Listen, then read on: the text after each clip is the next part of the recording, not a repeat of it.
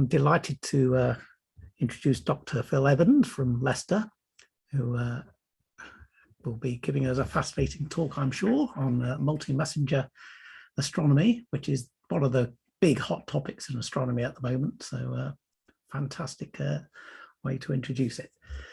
So thank you very much, Phil, for agreeing to give this talk, and over to you. Okay, thank you. I will, where's it gone? So I'll share my screen. And so we've tested this already. I assume it's still working. Still working perfectly. Thank Great, you fantastic. Thank you. Well, it's a pleasure to be with you this evening, and thank you for the invitation to come and join you. I'm just going to move that window down there so I can see better. There we go. Actually, I grew up in Nottingham.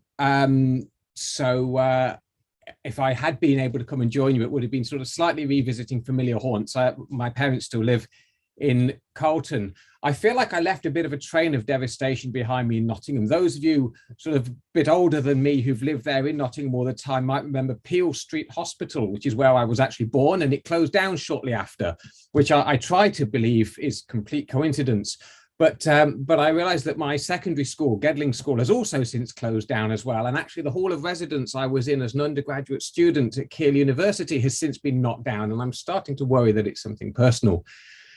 However, since I'm not with you tonight, you don't have to fear your building being knocked down to purge it after I've left, which I'm sure you're glad about.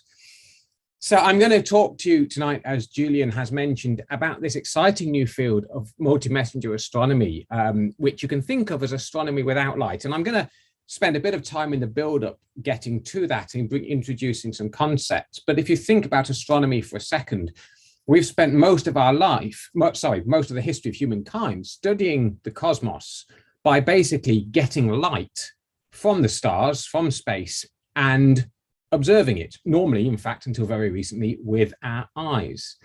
But nowadays we have new technologies. So you can see up here 3 examples of technology. So this in the middle is the Swift satellite, which is what I am employed to work on most of the time. And you'll hear a lot more about that. This is IceCube and LIGO. I'm going to leave tantalizing for you until later on, but these are our non-light observatories. But if you'll indulge me, I'm going to go right back to the start, really, because I want to explain both the value and the difficulty of astronomy without light. It's helpful to give context by talking a little bit about the history of astronomy with light, and that lets me introduce some concepts and some worked examples to show you what we're doing. So let's start with the ancient Greeks. The Greeks did what is really astronomy in its purest form, right? Which is that you look at space, you see stuff, you measure it, and you try to explain it. And that's at the core. I mean, it's the core of all science is to see, measure, and explain. But in astronomy, it's the stars. And so this is what we call the Ptolemaic model of the universe. The Greeks basically realized that the sky appears to be going round and that not everything in it moved at the same rate. And when you consider what technology they didn't have, I actually still find it quite impressive that they even managed to get this in the right order, because they've got the Earth followed by Moon, then you've got Mercury, Venus, the Sun, Mars, Jupiter, and Saturn. Of course, it became clear as people continued to look and record that this couldn't quite be right. For example, Mars seems to go backwards across the sky sometimes. And so this model got refined, and it looks a bit like if people of my age might remember something called a spirograph that used to exist. And that's what this picture always reminds me of, as someone's trying to improve the model so that it still fits with observations. And of course, eventually this was abandoned. And partly, I guess we can argue this is due to technology, which is the other strand of the evolution of astronomy. So we went from things like sextants to measure the sky to Galileo having his telescope, with which, of course, Galileo was able to really show that not everything goes around the Earth, because Jupiter's moons go around Jupiter. And eventually we had the Copernican revolution, of course, and we realized, or we thought then, that things go around the sun. We now know even that's a simplification.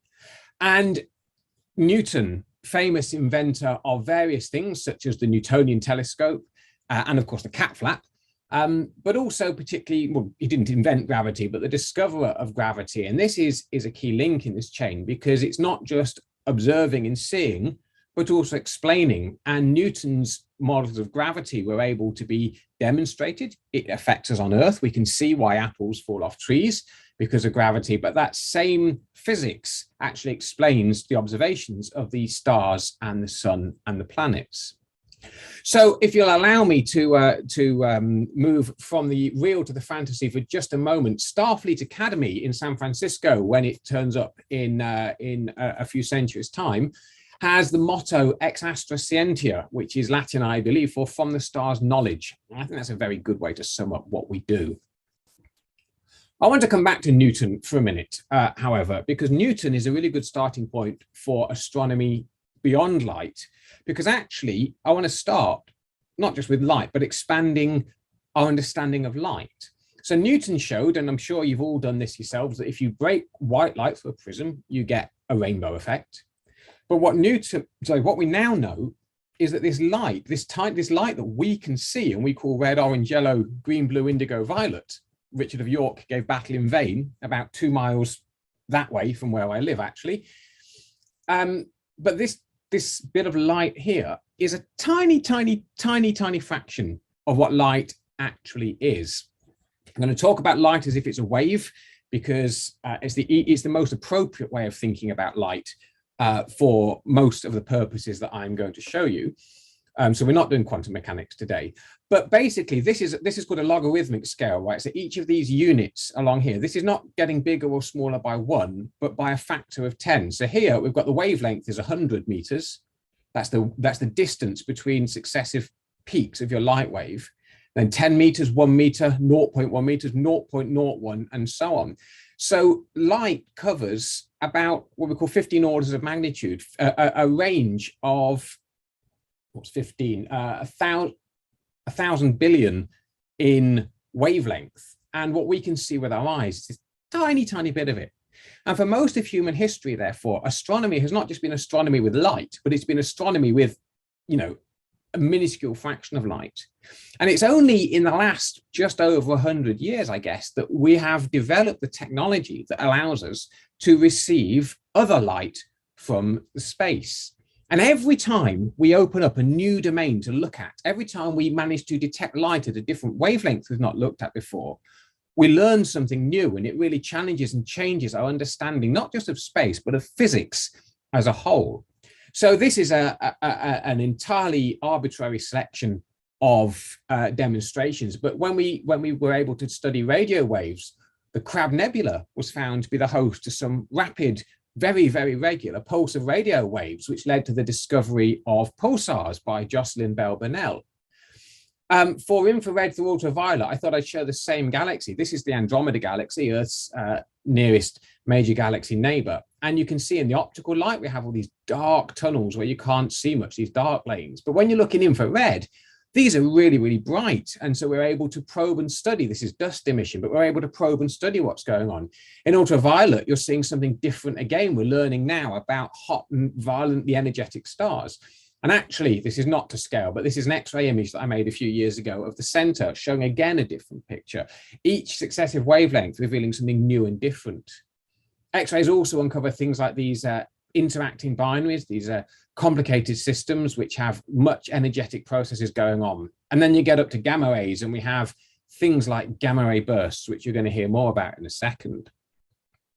Now, while light, I said, we'll think of it as a wave, there's one tiny bit of quantum mechanics, which is simply that basically radio waves don't carry much energy and gamma rays carry a heck of a lot.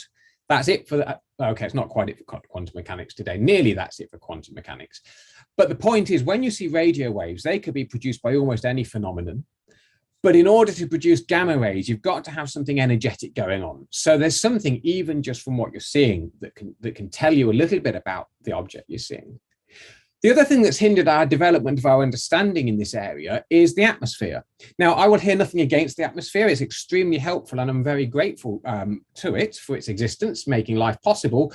But it does make astronomy a tad on the difficult side. You know this, of course, all you amateur astronomers, the impacts that seeing can have on the atmosphere.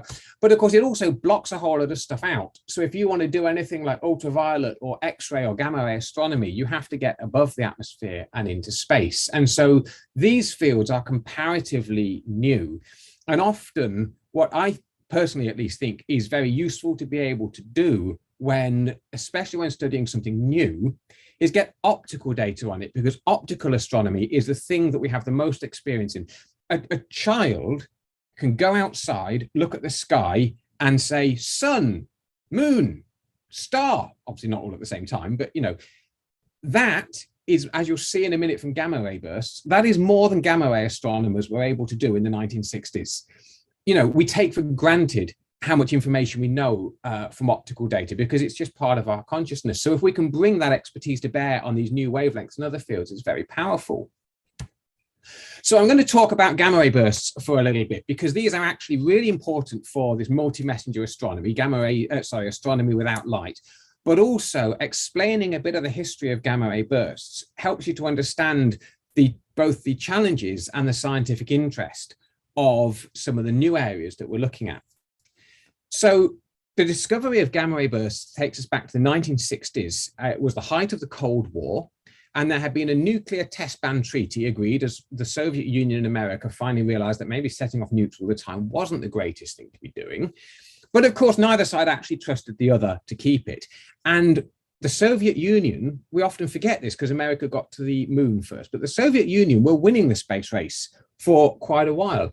And the Americans were particularly concerned that the Soviets might launch a nuke on a rocket and fly it round, for example, behind the moon and blow it up there to do their nuclear test. And so they built these satellites called Vela. This is an artist's impression. And the Vela satellites were designed to look for the gamma radiation cloud that you would get as the debris from a nuclear test behind the moon or behind Jupiter expanded out beyond it. The good news is they never found any such evidence. But this gentleman on the left here standing next to me, this is a man called Ray Klebersadel, and he was the principal programmer on the Vela satellites. And he thought, I wonder if we actually see any gamma rays coming from space. And he ran some software to have a look, and he found this. And this is an event which I would argue is almost unique in astronomy. And the reason it is almost unique in astronomy is because it actually has a name that describes what it really is. So this is called a gamma ray burst because it is a burst of gamma rays. This is a light curve along here. So this is time going across here and brightness up the side. So what you can see is there were no gamma rays, then a sudden flash that lasted for about a second, and then a second longer-lived pulse. And the whole thing was over in about 10 seconds.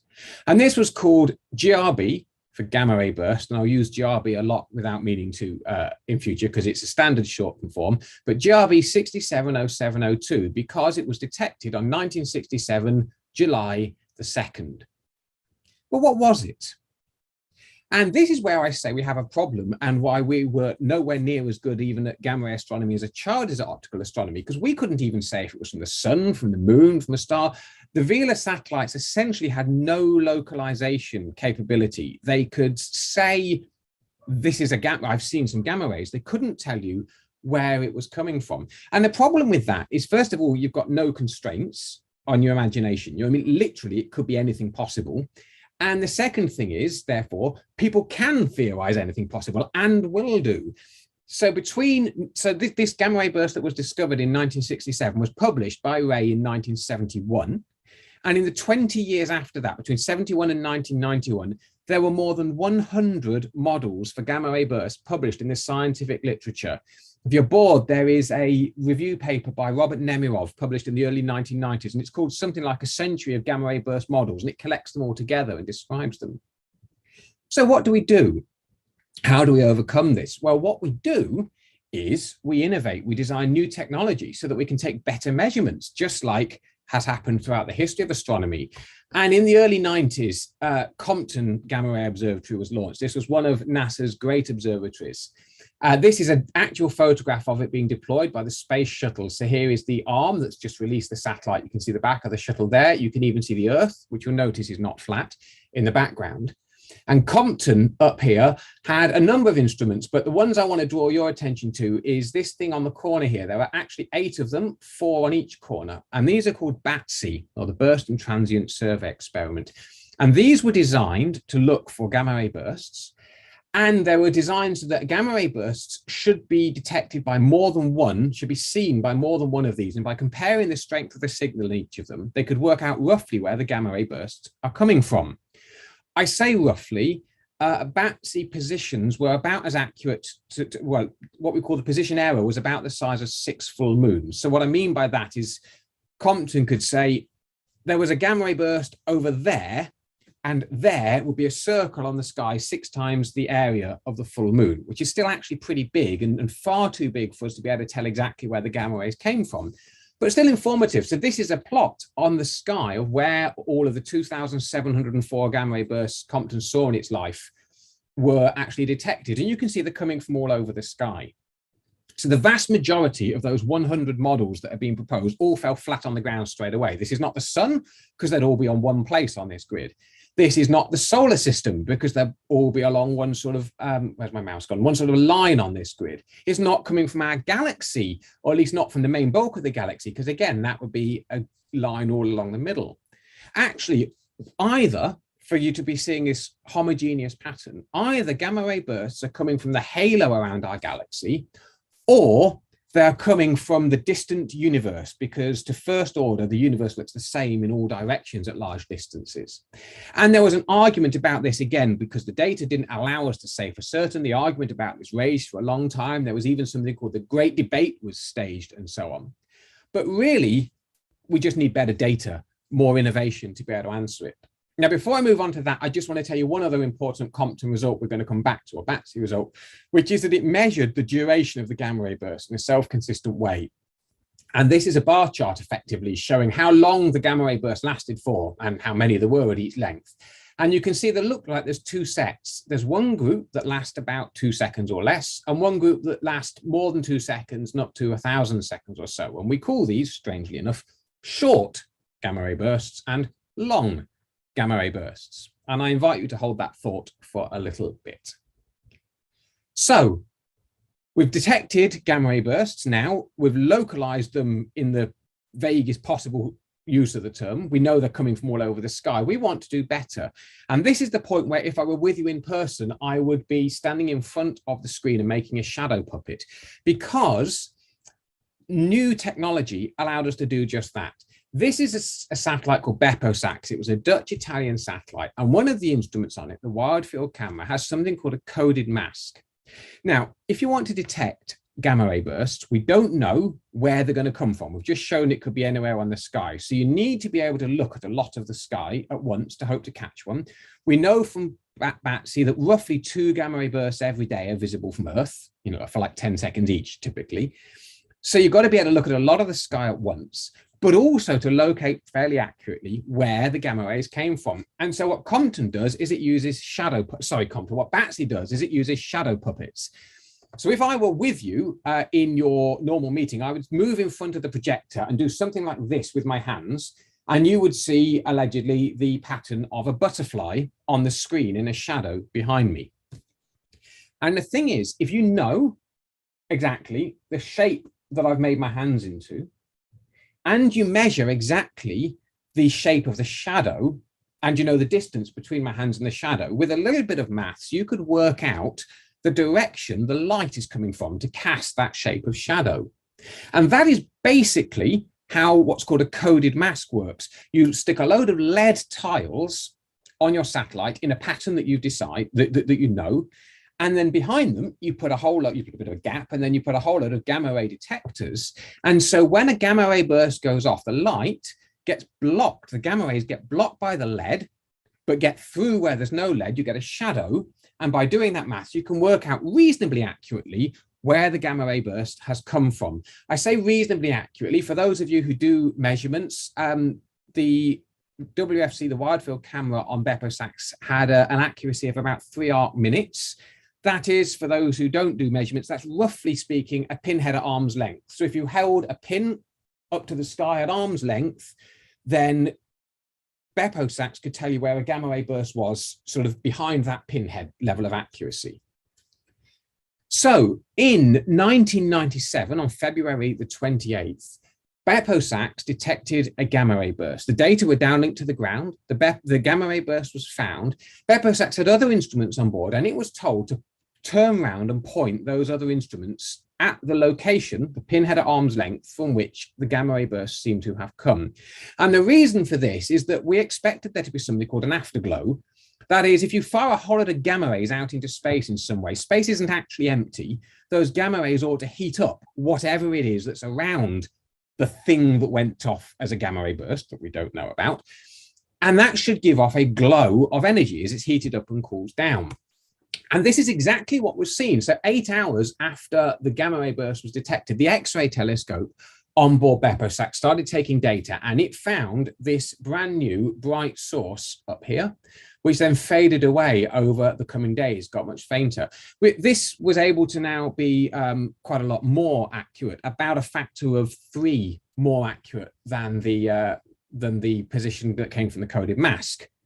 That position from the coded mask, by the way, was about 30 times more accurate than we got from Compton. So this is a watershed moment, right? We can now not just detect gamma ray bursts, but we can actually locate where they're coming from. And as I said earlier, what we'd love to do is get an optical counterpart, because we're so good at optical astronomy. We could probably work out what this thing is that's gone bang, or at least have a good idea, if we could get an optical telescope on it. And if we can get an X-ray position, that's probably accurate enough to get an optical discovery.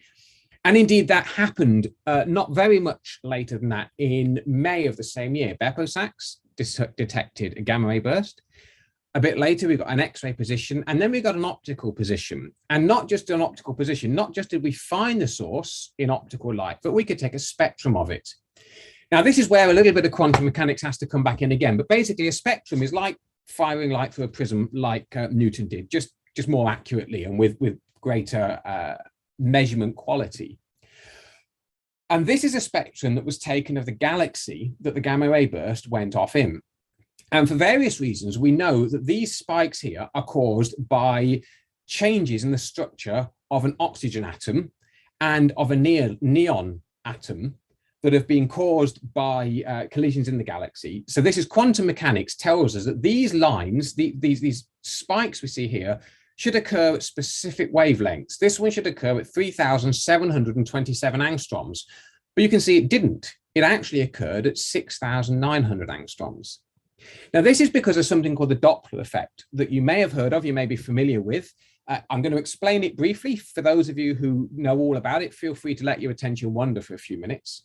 For those of you who think you don't know what the Doppler effect is, let me assure you do, because every child does, they just don't realize it, because you give them a toy racing car and they will go, and they are Doppler shifting. What this is the fact that wavelength that we see changes according to movement. And the best way to explain this, I think, is to come with me to the beach, at least in your brain, which I think is a good solution to almost anything. So imagine that you and I are on the beach, and for whatever reason, we've decided to walk out and we're standing waist deep in the sea. And due to some freak weather conditions today, the waves from the sea are hitting us exactly a second apart. Wave after wave hits you, one a second, one a second. You decide that you've had enough of this and would rather go and lie on the beach in the sun instead of getting hit by waves every second. And you turn around and walk away from me, back towards the shore, okay? So we both get hit by a wave, you turn around and walk away. 1 second later, the next wave hits me. It does not hit you because you're not here anymore. You're back there somewhere. And it says, let's say it takes another 0.2 seconds before the wave gets to hit you.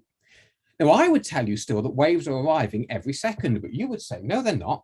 The gap between waves is now 1.2 seconds. If you were to measure the frequency or the wavelength of the light, you would find different values to what I got of the waves. And that's exactly what happens with cars when they're approaching you. The sound, which is a wave, is getting pressed towards you. And when they're going away, just like you walking away from me on the beach, you're finding that there's a longer time between each peak in the sound wave. And that gives you that changing tone.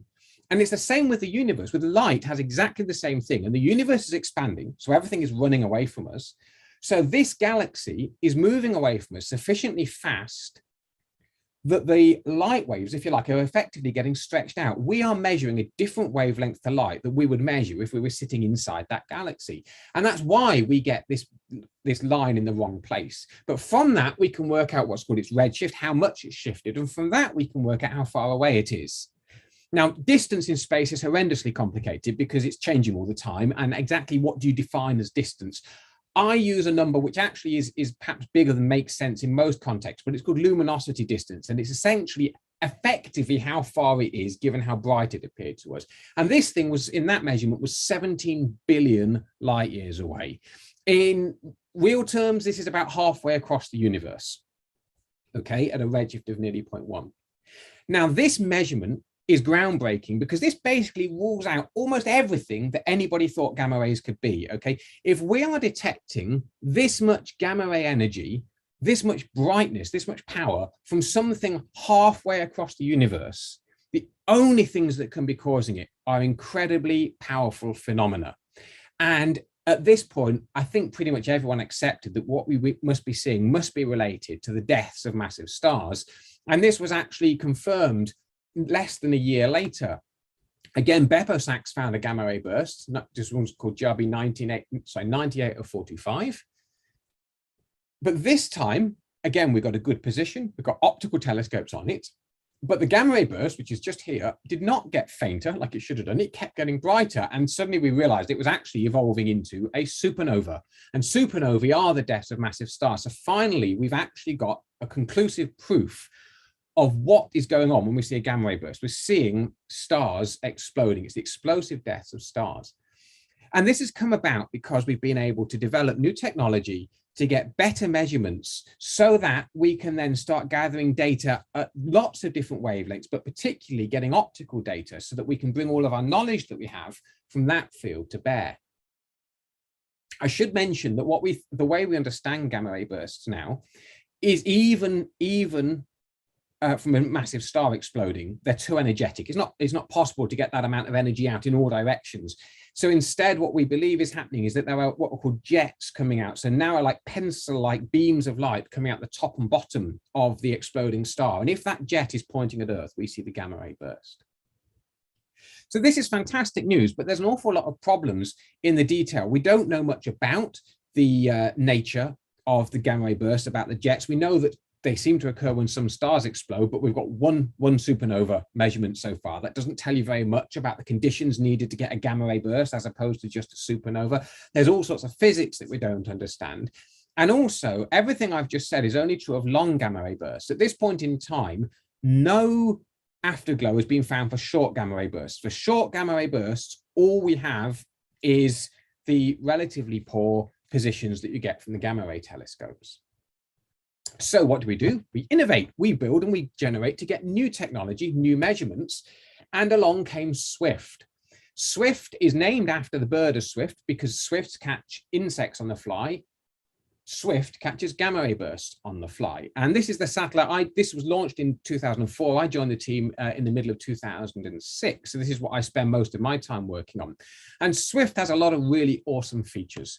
So first of all, this telescope here, this big trapezium here is called the BAT, or the Burst Alert Telescope. And this is one of those coded masks. So it's a gamma ray shadow puppet facility. It can see about 1/6 of the sky at a time. So that's what you can see with one eye shut, roughly speaking. So we detect a gamma ray burst roughly every 3 days.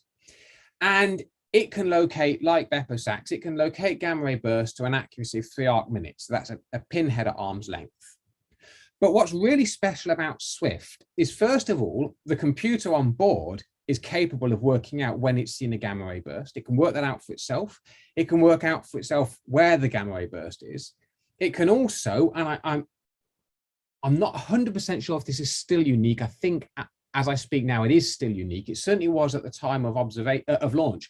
But Swift can choose for itself if it is safe to repoint the spacecraft, and it can repoint itself with no human in the loop. So when Swift detects a gamma ray burst, what it does is it downloads a message to the ground, which we get as a text message, and we get a series of them. The first one says, I have found a gamma ray burst. The next one says, it's safe. I'm spinning around to point at it. So no by your leave, or is it all right? It just does it for itself. The other awesome thing about Swift is it does it fast. Right, Swift slews around so quickly that when it detects a gamma ray burst, typically the other telescopes on board Swift are looking at it within about 1.5 minutes, which, especially for a space satellite, is phenomenally quick. So what are those other instruments? Well, this is the X-ray telescope, and this was part built at the University of Leicester. This is what my day job is to work on. So this has got a much smaller field of view. It can't see a sixth of the sky. It can see a fraction of a small moon, but its field of view is big enough, sorry, of a full moon. Its field of view is big enough that it can get the whole bat localization inside it easily. So we know that when we're pointed, we can see where the gamma ray burst came from. It focuses X-rays. And nowadays, it can locate gamma ray bursts pretty accurately. It can locate them to 1.4 arc seconds. So that's the area covered by a pinhead 150 meters away. And so that is basically good enough that you can, you know where it is now pretty much. That's actually, I'm going to take a little bit of credit for that. At launch, this was 3.5 arc seconds, but work initially by Mike Goad and then by myself at Leicester has got this down to 1.4 arc seconds, which is quite handy. And then there's also the UV optical telescope.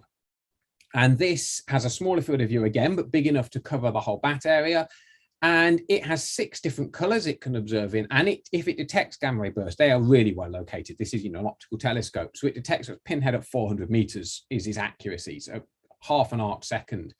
The XRT finds about 95 to 98% of the gamma ray bursts that trigger bat. UVOT, it's more like 30 to 40%, it turns out.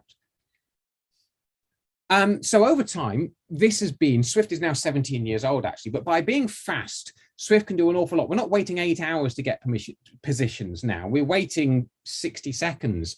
The X-ray telescope can, if the thing's bright enough, it can find the gamma ray burst location on board automatically. If not, some limited data are sent immediately to the ground. Those used to be analyzed by people. We would get a text message, you get out of bed if it's the middle of the night and you're on call, and you try and analyze the data and find the position. Nowadays, what happens is the X-ray data all go to our servers at Leicester, and some software that I have written does all the work for you, and I stay in bed and sleep through it. In actual fact, the software now even writes a circular for you and sends what looks like a human written circular message by email to a load of astronomers, which is quite nice. Swift has detected now, actually we're over 1500 gamma ray bursts now, but we didn't do a big press release at 1500. So this is an image that was produced for our 1000th. This here is the 1000th gamma ray burst detected by Swift. This is the X-ray field of view. You can see there's a lot of stuff in there, and this is the afterglow in the middle. These are the 1000 bursts and where they appeared on the sky. So that one there is just there. But it's not just a numbers game. The point is we've got so much more information. 1000 gamma ray bursts where we're getting data within a couple of minutes, where we can actually study all sorts of information about what goes on while it's still bright. That enables us, especially coupled with the automated analysis software that I've written that enables us to get information out to the community very quickly and very reliably. It enables people with optical telescopes on the ground to do follow-up faster. So we have now over 300 gamma ray bursts with redshifts. That is where we've measured the distance that they are. That included at one point the most distant object ever observed. I think that title is bounced around a bit. I'm not 100% certain that's still held by a gamma ray burst, although it might be. We also got information about short GRBs. If you remember, I said, we've never seen afterglows of short gamma ray bursts, and that 8-hour delay from trigger to observation is part of the problem there. With Swift, that 60-second delay, this gets easier. And in 2005, we got the first short gamma ray burst afterglow. And I like this image because it actually demonstrates the problem quite well, even if part of it's hidden behind an inset. So this is an optical image, and this red circle is the bat error circle. In other words, that is pinhead at arm's length. That's the gamma ray detection saying where the gamma ray burst has come from. And you can see the problem. There's loads of stuff. If you get an optical telescope, there's loads of stuff inside that circle. You can't tell which one of those is the gamma ray burst. The X-ray position, on the other hand, is much more handy because there's less in there. And you can say with a reasonable degree of confidence that this gamma ray burst probably went off in this galaxy.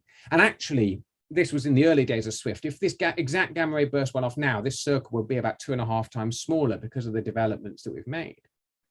And this is really interesting. This afterglow cannot be the death of a massive star because this is an elliptical galaxy and it's full of dead stars. They don't suddenly go supernova.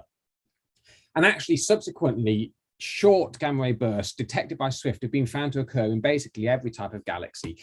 And we believe that what we're seeing is this. I'm going to show you a movie now. So these are what are called neutron stars. If you're not familiar with neutron stars are about the mass of the sun. So they've got as much stuff in them as the sun, or maybe a couple of times the sun, all crammed into a ball about the size of Nottingham or smaller, 10 kilometers or so across. They're the dead remnants of old stars.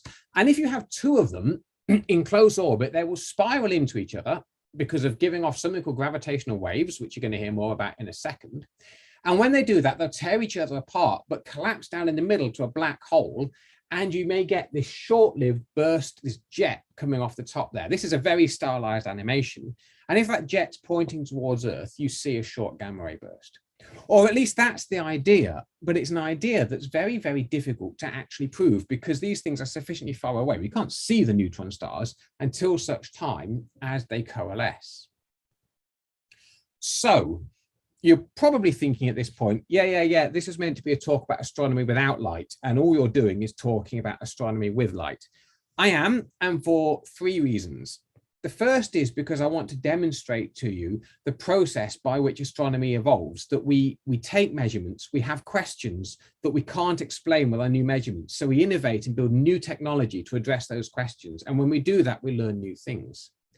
The second thing is to introduce you to the concept of gamma ray bursts, because they are going to be very important in astronomy without light. And the third is to try to show you by examples why it's so difficult to understand a new phenomenon when you can't tell accurately where it's coming from, and to show you how the field can move forward in leaps and bounds once you are able to accurately locate things. If you didn't notice the timelines, the first gamma ray burst was detected in 1967, and between then and 1997, very little actual progress happened. When we were able to locate gamma ray bursts and find their afterglows between 1997 and 1998, we suddenly managed to trace them to the distant universe and work out what they were. So a lot happens with new technology. Right, so let's think about astronomy without light, okay? You see, just as opening up a new wavelength, being able to study the sky in radio waves or in gamma rays or in X-rays, opens up a new window on the universe, teaches us new things about the cosmos and new physics, so will opening up new, what we call messengers beyond light from the sky. In other words, not just studying light from the cosmos, but other things. And there are two that I'm going to mention, neutrinos and gravitational waves. And it turns out that in both of these, supernovae or gamma ray bursts are thought to be important, or certainly were thought to be important. So while I'm talking to you at the moment, a few billion neutrinos are whizzing straight through your body. Neutrinos are elemental particles. They are, tiny, tiny, tiny particles. They're called leptons, for those of you who like particle physics. And they are really weakly interacting. They just don't interact with anything. They just go straight through without caring, which is why, why I say they're going straight through you. But it also makes them extraordinarily difficult to detect, right? If you hold a mirror in front of them, hoping to focus them on your detector, they'll go straight through your mirror. So how do you detect neutrinos? Well, honestly, I think this is really cool, maybe just because I didn't think of it. And so I think it's really amazing, with hindsight, but I love the way people find of doing these things. Neutrinos are weakly interacting, but there's a lot of them. And the probability of a neutrino interacting with something is not zero.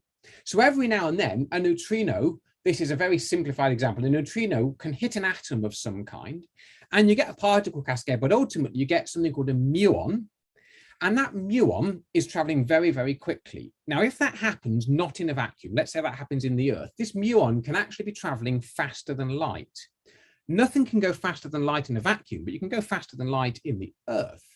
And if you are traveling faster than light, you create a flash of blue light called Cherenkov radiation, which is like the light equivalent of a sonic boom. And it comes out in a cone in front of you. So by tracking that light, you can sort of see the direction in which your muon has come from, and therefore your neutrinos come from. So some people thought, well, I'll tell you what, why not just use the Earth as a telescope, right? The Earth's got lots of atoms in it. There's lots of neutrinos hitting it. Every now and then, a neutrino has got to not just pass through the Earth, but hit one of the atoms in it and give off a muon. And so then we just need somewhere we could find this blue light. And there are a number of observatories, but one of them that I'm going to talk mainly about is called IceCube. It's It's called ice cube because it's a cubic kilometer big and it's in ice. It's buried in the ice beneath the South Pole. This is actually to scale. I don't know if you can read this very well on your screens, but this is 1.5 miles down it goes. And this is the Eiffel Tower and Empire State Building to scale compared to these strings. So these are long strings with light detectors on them buried in the ice. And the idea is that if a neutrino passes through, or a muon created by a neutrino passes through this detector, we can find the flash of light. So that would be great. The problem is when it happens, we are right back to square one. Okay, we found a flash of light, we found a neutrino. Where did it come from? What was it? What's the source of it? Just like we were with gamma ray bursts. And we have some challenges. So first of all, the neutrino localizations are not brilliantly accurate, but they're not terrible. They're typically like a degree or so across. So you can point to an area about a degree big on the sky. So we're not talking full moon size, but too big for us to easily look at. So with Swift, we had to innovate. How do we cover the area? Well, we developed a technique to automatically get Swift. You'd say, do a 19-point tile centered on here, and Swift will automatically do this mosaicing pattern with 19 pointing. So each circle represents the field of view of the X-ray telescope on Swift. You actually ideally need to know when to look. Do you expect, if there is light coming from the same thing that made the neutrinos, does it happen straight away or does it happen a long time later? Well, it sort of depends on what the cause of the neutrinos was. When you look at a large amount of sky like this, even in X-rays, I'm using X-rays here because the X-ray sky is less busy. Remember, I showed you that picture earlier from the gamma ray burst with the gamma ray error circle, and you can see lots and lots of stuff in it. Well, for neutrinos, you find lots and lots and lots of stuff in a neutrino circle. There's less. If you look in X-rays, you don't see as many objects, so maybe X-rays are helpful. You actually also want to analyze the data pretty quickly. If you've got a lot of objects, it's time consuming and tedious to analyze them. Thankfully, we have all the automated analysis tools I wrote for gamma ray bursts. Another challenge actually is it turns out that lots of things can make flashes of blue light in the ice underneath the South Pole, and not all of those are neutrinos. So between, I think it was 2013 that we started looking at neutrinos with Swift. Was it, I think I want to say earlier than that, 2011 maybe. Between, well, whenever it was, early 2010s and 2017, we observed about 20 neutrinos that were detected, and we went, or possible neutrinos, and we went and looked at with the X-ray telescope on Swift and saw nothing. But in September 2017, as it happens, I was at a conference discussing how to observe neutrinos with Swift, or how to look for the X-ray counterparts to neutrinos with Swift. And I was sitting next to a lady called Azadeh Kayvani, who was my main collaborator in this project. She's based at Penn State in America. And while we were there, a neutrino alert went off and we followed it up with Swift. And I distinctly remember sitting in the back row of this conference venue with Azadeh writing up our report of our observations to get sent round. We started observing only 3.5 hours after the event, so we can't do this automatically. We have to get the neutrino information from the IceCube team and then wait until we've got to pass a ground station contact with Swift to upload the command to observe it. But that's still very, very quick. And you can see that there are, I believe, 9 X-ray sources we found. We did some automated analysis of them. And source 2, I want to draw your attention to, this one here. This is the image of source 2. It doesn't look very exciting, but these are all X-rays from that object. And we put out a notice identifying these sources and saying that they might be interesting. But unfortunately, we were not in a position to know whether any of them were doing anything interesting because we didn't have enough data historically to compare them to. But a satellite called Fermi noticed that the source that we'd reported, actually, they have long-term light curves in gamma rays, and they saw that it had got brighter in gamma rays. And so this event, discovered on the September the 22nd, 2017, turned out to be our first object in which a high energy neutrino and light had been found coming from the same source. And we now believe this was something called a blazar. It's got a name, Texas 0505. This is an artist's impression of a blazar. So there's a black hole in here that is about 10 million times or 100 million times maybe the mass of the sun, a supermassive black hole at the center of a galaxy. And gas is swirling into that black hole and being fired out in these jets. And this underwent some sort of flare. And as it did so, we got both light, but also one of these neutrinos. Now, actually, further studies and further data, we We may have found counterparts to other neutrinos, but we're not quite sure. None as clear as this. We know that blazars like this can't be the only, in fact, probably can't even be the main source of the neutrinos that are detected. So there's still a lot of questions to go on. One thing I just throw out, though, is that having measurements from all across both neutrinos and all different wavelengths of light was really important. We needed X-rays, which we found as this source. We needed gamma rays, and optical and radio data all showed the outburst. And actually then fitting all of those data together with the neutrino data, we were trying to understand the actual physics of of what's going on here and how the particles are being accelerated.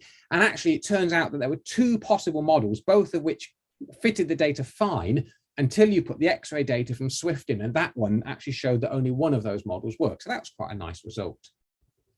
So this is one example of astronomy without light. We expected that gamma ray bursts would be a source of neutrinos. A lot of people thought that neutrinos are really important in the way in which gamma ray bursts go off, and we ought to see light and neutrinos from gamma ray bursts. There have been a lot of studies of this, both people with neutrino telescopes responding to gamma ray bursts and vice versa, and so far none have been found. So that's quite an interesting problem as well. So that's neutrinos is one example. The other example, which you may have heard a bit more about, because it made a bit more of a splash in the news than the neutrino detection, is gravitational waves. Now, gravitational waves were predicted in 1915 by Albert Einstein as a consequence of his general theory of relativity. They're really, really weak. Okay, basically, his idea is anything that has a mass accelerating generates gravitational waves, which are ripples in the fabric of space-time. So while I am waving my arms around now, I am generating gravitational waves. I am making space-time around me ripple. I'm actually causing the entire fabric of space-time around me to distort. But by such a minuscule amount, it's difficult to convey how ridiculously minimal it is. But in principle, if a gravitational wave goes through the Earth, it will distort the Earth, something, if you can see my hands, something like this. So it will get squished and then pulled out and squeezed as a gravitational wave goes through the Earth. That's roughly the effect of a gravitational wave. But I'll show you in a minute what I mean by really weak, but just mind-bogglingly weak these things are. The distortion that Earth undergoes is so small. How do you detect them? And the answer is you are a genius. I cannot stress enough how absolutely awesome the people who design this equipment are. I mean, it just staggers my mind that this is even possible, okay? But basically, in principle, it's dead easy. You use something called a Michelson interferometer, which is a really basic bit of equipment that you have in a lot of physics labs up. And, I used them in my first year undergraduate physics, right? And it's just a couple of lasers and a couple of mirrors. This is LIGO. And the lasers are here. The mirrors are one there and one there. And these tunnels between them are 4 kilometers long. Okay, the principle is still really easy. And I'm going to show this animation and it will go through twice, the first time quite quick and the next in more detail, which explains how it works. So don't worry that it doesn't make sense to you necessarily the first time. This is just a depiction. So you shine the light, it gets split, travels up these arms to these two mirrors and bounces off them. When a gravitational wave goes through the Earth and it squishes and squeezes, those two tunnels actually change length slightly compared to each other. So here's a more detail. Light, think of it as a wave. It's split and goes along these two tunnels. It hits the mirrors, it bounces back. The tunnels are exactly aligned so that when the light comes back, the two beams are exactly out of sync with each other. So the light completely cancels out. The two, you can see these are opposite each other. So no light is received at the detector. But when a gravitational wave distorts the Earth and these tunnel lengths change, the distance the lights had to travel up each arm has changed. And so suddenly these waves start to move in sync with each other and you get a flash of light appearing. Dead easy, right? What's difficult about that? I will add one of the things that makes it difficult is actually the light travels on average 100 times up and down these arms before it comes out. What makes light difficult is that when I say these mirrors move, it looks kind of obvious in this animation. It really isn't obvious. In September of 2015, for the first time, actually before it even started its formal science run, LIGO reported that it had detected gravitational waves. Now, I should tell you, nobody inside the consortium of observers who were working with LIGO, none of us actually believed them, because it was just before they started observations. It was during their engineering run. The signal was incredibly powerful. Hold that thought. And they had told us that one of the things that they might do to test their analysis systems is that one team might do what they call a blind injection. And that is, without telling anybody else, they would operate motors that are on the mirrors that would cause the mirrors to move, mimicking a gravitational wave. And what they would do is basically wait, see if the gravitational wave was detected and announced, see if the analysis of the data was done, and then say, aha, fooled you, but let's see how well you did, how accurately you were able to recover the parameters that we put in. So although we all responded to this, none of us actually believed it was real. Turns out it was. Now, I said this was an incredibly powerful gravitational wave, and it was. So this graph you're seeing, by the way, these are the data on the top and models of what general relativity predicts on the bottom. And these up and down, these shows essentially the movement of the mirrors. But what you are seeing here is that those mirrors that are at the end of 4-kilometer long arms, they moved, that movement of the arms, that shrinking of the tunnel and stretching of the tunnel, the amount it moved by was 0.0000000000000000000000001 meters. That is less than the width of a proton. That's how much these mirrors move by. And that is why I say that the people who designed this are awesome. I mean, stupidly awesome, okay? Because how do you detect a mirror moving by that amount? Okay, the physics of the interferometer might sound in itself, oh, surely you can do it. You just need a short wavelength laser or something. But the problem is anything can make mirrors move by that, right? Genuinely, traffic going on a road nearby, waves beating on the shore 100 miles away, the wind blowing over the tunnels, the person sat in the control room farting, right? These things all set vibrations through the earth that are so sensitive, they ought to be picked up by these detectors. So the engineering work done to isolate and correct for that noise, to remove all of those sources of noise, so it's only the gravitational waves that you see, is just mind-bogglingly genius. So having paid tribute to the awesome engineers, because it's often, by the way, it's the scientists, you know, that won the Nobel Prize and got the credit, and fair enough, but I think the engineers just deserve so much praise. Let me tell you something about the science, because I said right at the start, every time we found a new way of looking at the cosmos, we found something new. You know, with radios, we found pulsars, for example. Well, it turns out that the way in which you could get a signal like this, the only way that we can see that you could get this type of signal is it looks exactly like what you would see if two black holes spiraled into each other. Remember, I said that gravitational waves are caused by masses accelerating and they're really weak. So to detect them, we need a lot of mass. Black holes are really massive. Heavy, you can think. Heavy is not quite the right word technically in physics, but if you prefer it to massive, it'll do. And if they are spiraling and merging, they're accelerating really, really quickly, okay? But based on general relativity, you can even calculate roughly what the masses of these are.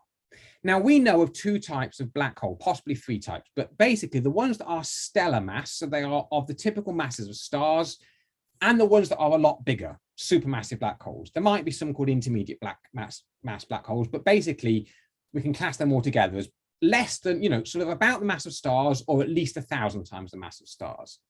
And before LIGO came along, all of the stellar mass black holes have been found through X-ray studies, and their masses, some of them are down here, and so they're typically between sort of 5 and 15 times the mass of the sun. So they're black holes, but they contain between 5 and 15 times the amount of stuff in them as black holes.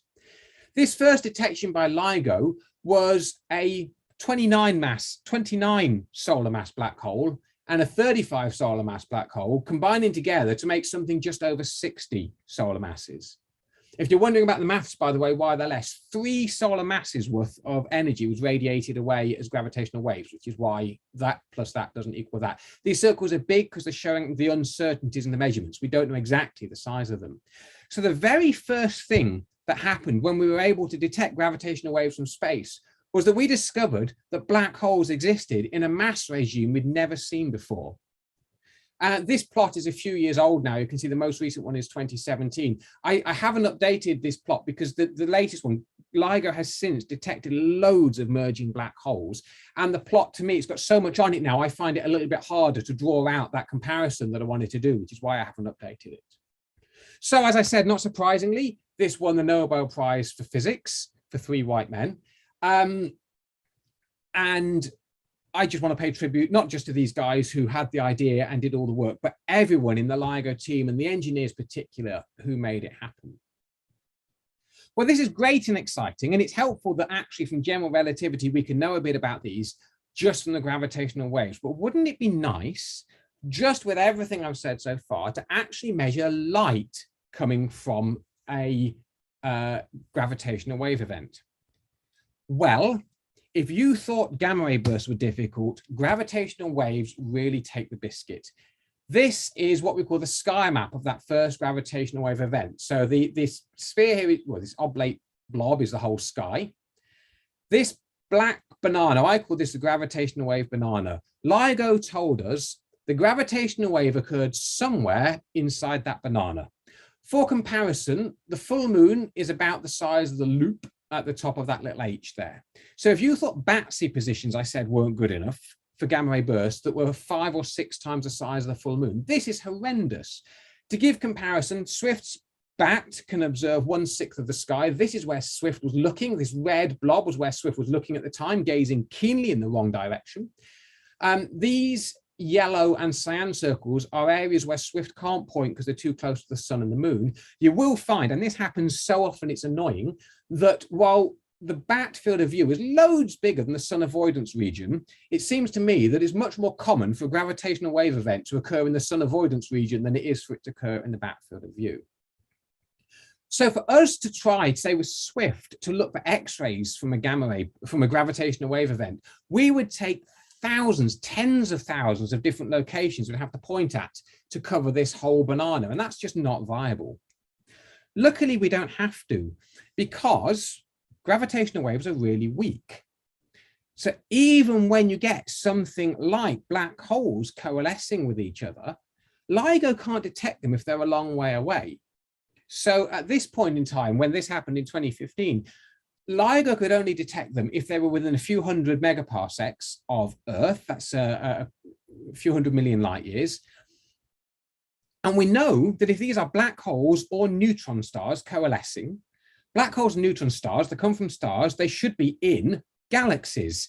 And actually, we know where most of the galaxies are out to the distance to which LIGO can detect stuff. So instead of searching this whole banana, we could search only the galaxies in there. And woohoo, that brings it down to just a few hundreds, which is still not really viable. At least we can't cover large amounts of it. Anyway, what's the point? Because actually, when 2 black holes of stellar mass coalesce, you don't expect to get any light from them. It's worth looking to find out if that's true, and we have them, but you don't expect to get any light. However, if 2 neutron stars merge, so neutron stars, like black holes, are left over when a star explodes, but neutron stars are not as massive as black holes. They haven't collapsed down to a point mass. And if 2 neutron stars coalesce, LIGO can detect them. Again, they have to be even closer to Earth than the black holes would be. And we have some idea of what to expect from those, because you might remember that I said that we think that short gamma ray bursts are caused by 2 neutron stars spiraling in. Now, you're only going to detect a short gamma ray burst if those jets are pointed towards you, and you've got to be pretty lucky for that to happen. So gravitational waves you can detect no matter what angle things are at. So maybe detecting a short gamma ray burst from 2 neutron stars coalescing detected by LIGO, maybe that's unlikely. But if LIGO detects 2 neutron stars, there are other things that we could detect, and one of them is something called a kilonova. So this is a movie of 2 neutron stars. No, this is a simulation, sorry, of 2 neutron stars coalescing. When I say we're talking about serious acceleration, this time scale here is in milliseconds, right? So we're just starting our second orbit and we're only 5 milliseconds in. So this is the end phase of the life of these 2 neutron stars.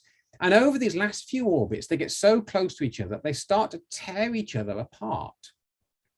And this simulation by Stefan Roswag at Stockholm shows that as that happens, you rip off material off the neutron stars, and it gets thrown out over these up to 12 milliseconds now into the area around the neutron stars, which in a minute in the center would collapse to form a black hole and give off that gamma ray burst jet, which isn't in this simulation.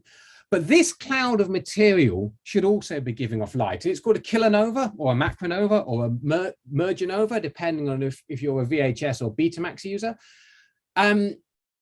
But what it is actually really scientifically interesting as well, because there's loads, neutron stars are made of neutrons, strangely enough. So there's loads of neutrons in here. And that's really important for creating heavy elements. The elements in the universe up to iron can be synthesized in stars, but beyond iron, it gets more complicated. And there's two main processes by which elements can get made. And one of them, called the R process, is responsible for about 50% of all of the heavier than iron elements in the universe. And this includes things like gold. So my wedding ring was created via the R process in the history of the cosmos.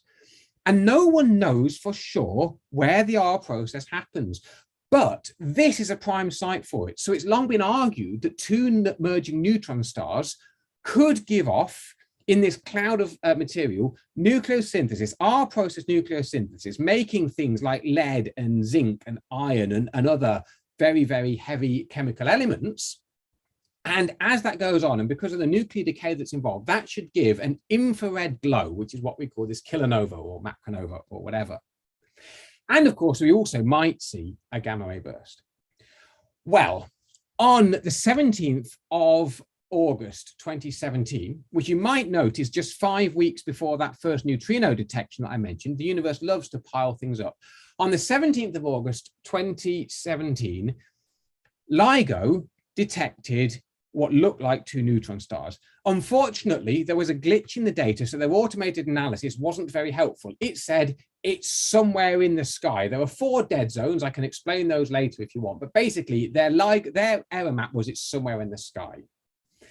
Fortunately, even though we said it's unlikely, at almost exactly the same time, a satellite called Fermi detected a gamma ray burst. Now, Fermi is a fantastic satellite for lots of things, but it is not good at telling where gamma ray bursts come from. And all it could say was it's somewhere in this blue blob, which is also huge. So you can do that thing I said before of only selecting galaxies that we know about that could host neutron stars, and that helps a bit, but frankly not much. Never mind, with Swift, as quickly as we could, we started looking at the middle of the Fermi error region. Of course, just after we'd started uploading that, LIGO issued an update. They'd screened out the glitch in the data, and also Virgo, which is the European gravitational wave detector, was online, and they'd added its data to it. And suddenly they were able to give us this much better localization now.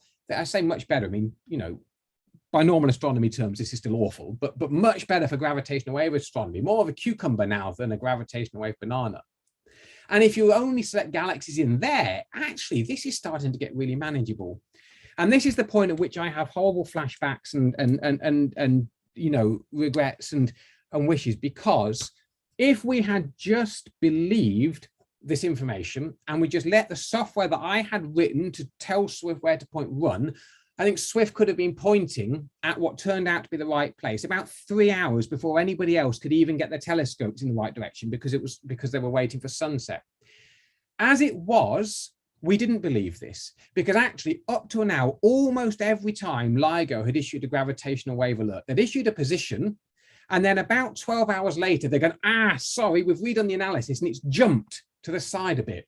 And especially given how far away this is from the gamma ray burst position, we thought that maybe this was a bit optimistic. And I was persuaded to pad this region out. And I did that. And I should say, by the way, that sitting on a telecom with people from across the world, this was about 7 o'clock at night, sitting up in your bedroom with your laptop, so as not to disturb the children, with your laptop on, trying to rewrite your gravitational wave observation planning software on the fly while people are breathing down your neck over the phone. It's not a very pleasant experience, but anyway, we padded it out, and as a result, we were rather late getting to what turned out to be the right location, because about 6 hours after we could have observed, 4 hours after we could have observed it, a bunch of telescopes, all independently, observed this galaxy called NGC 5548, and they found this brand new object on the outskirts of this galaxy. And this object was, we now know, the counterpart to GW 170817. For the first time, we had detected light and gravitational waves from the same event. Some days later, the Chandra, we of course immediately looked at this. There were no X-rays coming from it. Sometime later, the Chandra Observatory found X-rays from it. Radio was found to turn on some days later. We also found, for some reason, our UV image didn't appear in this paper that had about 3,000 authors on it. But this is from my paper on the subject. And you can see this is our UV image. So this was our first data. You can see this bright object that's then gone. This is just a zoom in. So this, of course, we didn't make, this was not a serendipitous discovery, though. We only pointed Swift at it because other people discovered it. So at first glance, this looked great, okay? We thought that short gamma ray bursts were caused by two neutron stars merging, and LIGO found gravitational waves from two neutron stars merging, and we found a short gamma ray burst. Yes! That's final confirmation of what short gamma ray bursts are, and it matches our predictions. Not only that, but all of the optical and infrared data really look like you expect from this kilonova, from this place where all the heavy elements in the universe are forming. Fantastic. But first of all, the gamma ray burst was really, really faint, like 1,000 times fainter than you expect for a typical gamma ray burst if it's a normal one. And I add this, and I like to add this in because I don't get any credit for this. In actual fact, I pointed this out in my paper on the subject, and my co-authors made me take it out, and I still don't know why. But about 2 years before this happened, I wrote a paper on planning for this sort of event. And I have this sentence in it that says, if we detect a gamma ray burst, a short gamma ray burst from a gravitational wave source, it is likely to be 100 to 1,000 times fainter than those typically seen by Swift so far. And this one was. So I was quite chuffed with that, even if no one else thought that it was worth being chuffed about. The other thing that's odd is that pretty much every gamma ray burst that Swift has ever seen has an X-ray afterglow, and this one didn't. In actual fact, this one very, very, very didn't, right? This is a light curve again. So this is time against brightness, and this is X-ray brightness. The black line shows a typical short gamma ray burst. The dashed and broken lines are 25% and 75% lie between theirs. And this is in how bright they appear to be, not how bright they intrinsically are, just how bright they appear to be. Now, this event was loads nearer to Earth than any of these gamma ray bursts. So this should have been 12,000 times brighter than normal. Instead, you can see these are all upper limits. These are all arrows saying the X-rays are fainter than this. So instead of being 12,000 times brighter than typical, it was like 1,000 times fainter. And this led to lots and lots of questions about what's going on. And people were saying maybe the gamma ray burst wasn't the normal gamma ray burst. Maybe we didn't see the jet. The jet was unlikely to be pointing at us. Maybe there's this other phenomenon that goes on. Maybe there's like a cocoon around the jet, and that's what we saw. And I think that that's now been settled, although not everyone might agree. And frankly, there are so many papers published on this, I can't keep track of them. So I'm going to just pick one from a guy who sits in the office that I used to sit in. But this is a model showing how if the jets have particular structure to them, which we expect, you can actually constrain the structure of the jet. And if we were looking not straight down the jet, but at a bit of an angle, then you can explain the radio data that was seen up here, the X-ray data from Swift down here, and the infrared data seen up here. So we think that this, this one detection, we've detected a lot of short gamma ray bursts with Swift. And this one detection with gravitational waves as well has enabled us to confirm that there are neutron stars merging, to confirm that they are where the heaviest elements in the universe form, and also to learn new things about the jets of gamma ray bursts that we've thought might be the case for ages, but not been able to prove before. This is the power of getting new ways of studying the cosmos. So I've gone on a few minutes longer than I intended to, so I will just wrap up very briefly, if you allow me, with a couple of words about the future. Right now, all sorts of upgrades are going on. The neutrino facilities, IceCube is having something called IceCube Generation 2 is built, some new deployments in the middle of it. That's going to start taking data in the next couple of years. There's a Northern Hemisphere equivalent of IceCube in the Mediterranean being deployed. That's actually existed in small version called Antares for ages, but something called KM3Net is being deployed right now. The LIGO and Virgo gravitational wave observatories are being upgraded. There's one in Japan that's going to come online. These are planning on taking data, starting to take data again about mid-December this year. So we're going to have a fun Christmas. And this is a plan for something called the Einstein telescope, which is its planned next generation. And LISA is a space-based gravitational wave telescope that's going to launch in around about 2034, 2035. Oh, my screen sharing's paused. What's happened there? So I don't know what happened there. Okay. So yes, LISA is amazing. These, you know, in LIGO, I said the arms are 4 kilometers long. In LISA, these are 5 million kilometers long. And yet the spacecraft can stay in the same position relative to each other to an accuracy of about an atom's width. This is pretty awesome stuff.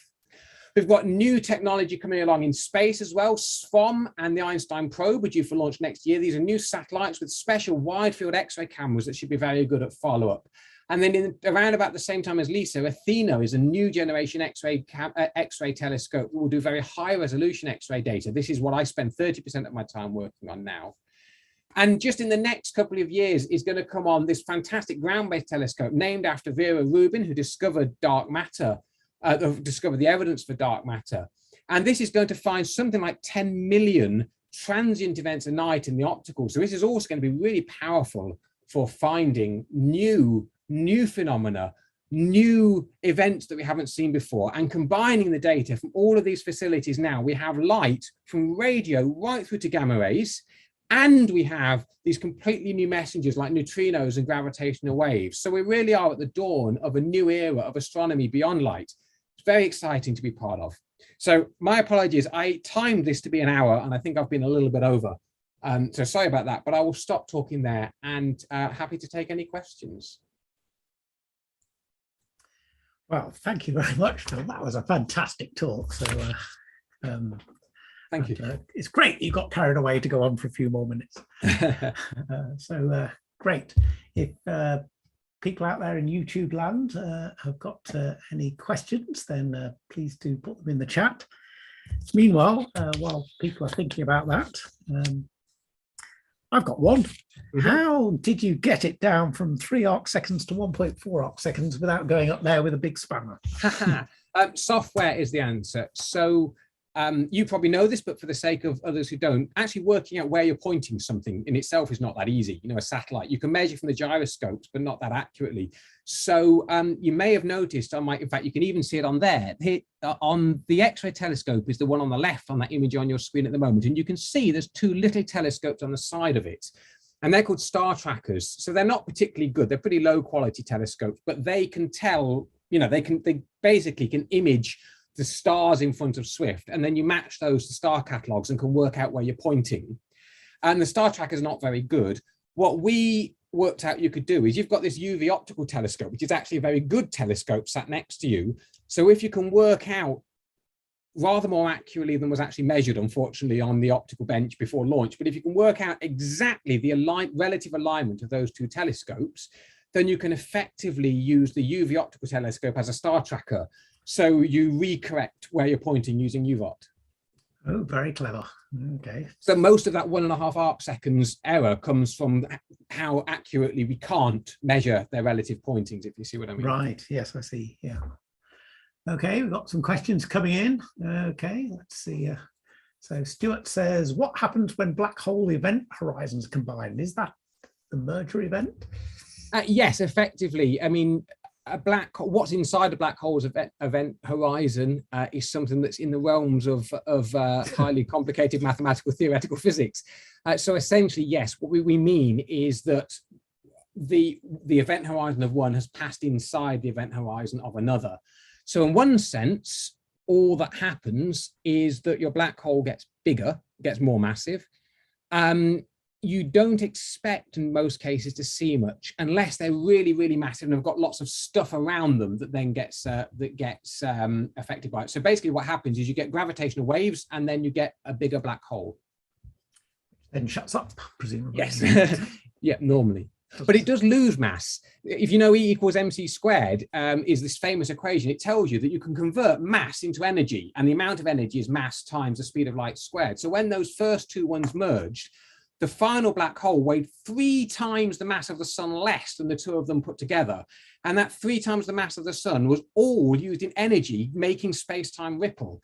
And if you think about how small those ripples were by the time they got to us, that tells you how stiff space-time is, that you need 3 suns worth of energy to make these tiny, tiny ripples. It's quite staggering, really. Fantastic. Oh, got all sorts of things coming in. Chris says, did I imagine this, or did you say that Newton invented the cat flap? Newton did. So Douglas Adams claims in Dirk Gently's Holistic Detective Agency, he claims that Newton invented the cat flap. And I have looked into this and it seems to be true. Wow. Well, I didn't know that. So every day is a learning day, as they say. What else have we got there? Oh, some fantastic congratulations for your talk. James says, in the plot of gamma ray burst identifications from Swift, why did there appear to be so few in the galactic plane? Okay, that's a fair question. I think there are 3-ish reasons for that. Oh. The first one is the galactic plane is just a tiny fraction of the sky. So if you distribute everything uniformly on the sky, not many will fall in the galactic plane. And that's the main reason. The second reason is that the bat can see 1/6 of the sky, but only 1/6 of the sky. And when Swift is in normal operations, we're doing a lot of science. So we're looking all over the place, essentially. So, of course, where we will detect gamma ray bursts will be within 1/6 of the sky around where we're looking. And particularly with an X-ray and UV telescope, you tend to spend most of your time not looking at stuff in our galaxy because the galactic plane especially obscures the UV light. So there's a bit of a bias in there. There's another reason, which is not really why the Swift plot is so full, but also it's much harder to find afterglows of gamma ray bursts in the galactic plane for exactly that reason. You're looking through all the stuff in our galaxy and it's just in the way. Fantastic. Right, I think that seems to be the end of the questions, but everybody is agreed on what a fantastic talk that was. So thank you very much for agreeing to talk to us tonight. Right. So yeah, more plaudits coming in. Richard, do you have anything else to say? Anything I've forgotten? I might as well ask a quick question if that's all right with Phil. How Swift's quite old. Did you say getting on for 20 years? Yeah, it's 17 years old. Yeah. What is there any? How long do you think it will last? And is there any plans to replace it? Well, those are both actually very timely questions for lots of reasons. In theory, Swift can last quite a long time. The main issue for Swift's life, it doesn't have any fuel and any rockets on board. So it maneuvers by something called reaction wheels. So basically, it's got wheels on it and you spin them up. And as you make the wheel inside spin, because Swift's not anchored to anything, it spins the other way. But the drawback to this is that there's drag. The Earth's atmosphere doesn't just magically go to zero. So our orbit is slowly decaying as we get drag. And when the sun goes through an 11-year cycle of activity, and when the sun is very active and the Earth gets hit by coronal mass ejections, the atmosphere inflates and that increases drag and causes our orbit to decay. So the predictions are either that Swift will re-enter in the next 5 years or so during the current solar cycle, or it will last another 11 years until the next solar cycle. So that just depends on people keep paying us to work on it and on its technology. And the reason I say this is quite timely is actually right now Swift is not observing. We're in a safe hold because those reaction wheels, one of them broke about 3 weeks ago, unfortunately. And now this is not a major concern. Swift has 6 reaction wheels. Most satellites only have 4, and you can operate on 3. I think you might even be able to operate on 2, but you operate on 3. So we are in the process at the moment of to operate on 5, you have to change a bunch of the parameters on board to do with the way the wheels spin and it calculates. So we're in the process of deriving those parameters, and we should be back in operation soon. The successor to Swift is a bit more of a challenge. SWOM, in principle, will do a lot of the things that Swift does, but it was built on a lower budget. It doesn't have, particularly the X-ray camera has nowhere near the resolution quality that we have. NASA do something called a decadal review, roughly every decade, as you might guess from the name. And in that decadal review, it explicitly in several places commented on how important Swift is for the whole way science is going at the moment with multi-messenger astronomy, especially with things like Vera Rubin that I mentioned at the end. And so we all assume from that NASA are going to put some priority into building a replacement for Swift. However, all of the planned missions, all of the things on the drawing board are not Swift-like. And indeed, there's been a call out for two $1 billion missions at the moment. And we thought, great, this is a chance to build a Swift successor, but the details of the call do not lend themselves to it. So the answer, is we don't know, and it could be devastating if there isn't a successor to Swift, I think. All right. Oh, we've got a couple more questions coming in. Oh dear, you've stayed on too long. That's all right. Coming in. James says, so are there no gamma ray bursts happening within the Milky Way? Not yet. There is actually, so the gamma ray bursts are not very common. The reason we see a lot of them is just because the universe is big. So there will be some in the Milky Way occasionally, but not frequently. There is actually, I've forgotten the name of the authors now. There's a really nice paper that was published a handful of years ago that looks at the composition of tree rings. And you see a glitch in, I think it's in the nitrogen isotope ratios in the tree rings. I think it's something like 640 BC or something. So we're using fossilized stuff and so on. And the suggestion is that there might have been a gamma ray burst in the Milky Way, and that the strength of it was enough to ionize our atmosphere slightly, not enough to damage human life, but enough that there's records of it in the tree rings. Oh, wow. Fascinating. Doing archaeology now as well. Yes. Yeah, it's really, yeah.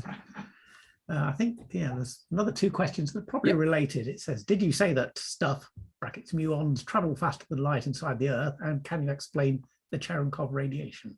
Yes, the easy answers to those are yes and no. So muons can travel faster than light through Earth, through the atmosphere, through water, through ice. Lots of things do actually. Cosmic radiation, and there are even gamma ray telescopes that watch, because gamma rays strike our atmosphere and interact with particles in the atmosphere that makes a cascade of things like muons and other particles traveling again faster than light. And so we have these telescopes that look at the atmosphere and see these flashes to measure gamma rays. The way they give off light is this thing called Cherenkov radiation, and it's not something that I'm an expert in, but basically I've never got my head around sonic booms, if I'm honest with you. I mean, I don't know, Julian, if you can explain this any better than me. Okay. No. Essentially, I think with a sonic boom, the point is as you punch a hole in the air, you move air out of your way, but the air that's coming in to fill it is therefore moving. If you're at the point at which you break the sound barrier, the air that's moving is also moving at the speed that sound waves travel, and somehow that creates a bang. Cherenkov radiation is essentially the light equivalent of that, as something moves through, if you like, the light barrier at the speed of light, moves through the light barrier while, how does that work? I can't get my head around it, but it's the equivalent of that. It gives this flash of blue light. I'll tell you, just because I like random facts, when they built, I didn't really mention Antares because Antares hasn't discovered neutrinos yet, but Antares was a smaller neutrino telescope in the Mediterranean, which is being upgraded to Chem3Net. And when they first built it, they thought they were finding loads of neutrinos and quickly realized they couldn't be. And it was bioluminescence. What they realized is that shrimps, when shrimps are angry or mating or talking, they do it by clicking their claws in a way that gives off a blue glow that it looks like Cherenkov radiation. And so that was a little bit of a challenge to filter out as well. Yes. I love this comment. I'm still trying to get my head around the sensitivity of the measuring instruments to the LIGO mirrors. So am I. Yeah. If somebody had brought that problem to me, I would say, no, don't even think about it. There's better things to chase. and wait, I mean, Lisa, even more so. Lisa in space, Lisa Pathfinder. It was just amazing. They found these satellites could hold station to 10 to the minus 15 meters. It's insane. Stupidly clever. Yeah. Right. Okay. I think everything is quietened down there. So good job. Okay. Well, thank you for having me. Oh, it's been a pleasure. Absolute pleasure. Richard, any announcements for anything? Or are we?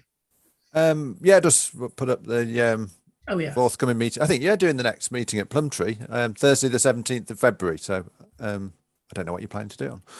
I think it's sort of how science and amateur observations can complement each other or something like that. I haven't quite got a title yet. You've got 2 weeks. Got 2 weeks, yeah. It's loads of time, yeah. Do it the night before. So I'm pretty sure we're planning to do that face-to-face at Plumtree, aren't we? Yes, so, unless something changes. Yeah. The March meeting is Professor Don Polacco, who's one of the world experts on exoplanets. So we're hoping to see him in person possibly on the 10th of March or on Zoom on the 3rd of March, but we'll keep you posted on that. And then you can see the rest. And it's the June one is probably going to move. Oh, you've updated that, have you? Yes, I think that's the right date. Because the 2nd is the Queen's Jubilee or something like that. Yeah, it's bank holiday, isn't it? So, right, I'll just wrap this up. Thank you very much again, Phil, for coming along. That's been a fantastic talk, and we've seen all the plaudits in the YouTube chat. So thank you very much for coming, and we'll maybe invite you back in a year or so to update us on where we are next. So thank you once again. Okay, thank you. Everybody else, have a good rest of the night, and perhaps see you in person either in Plumtree or at the school in March. Good night, everyone.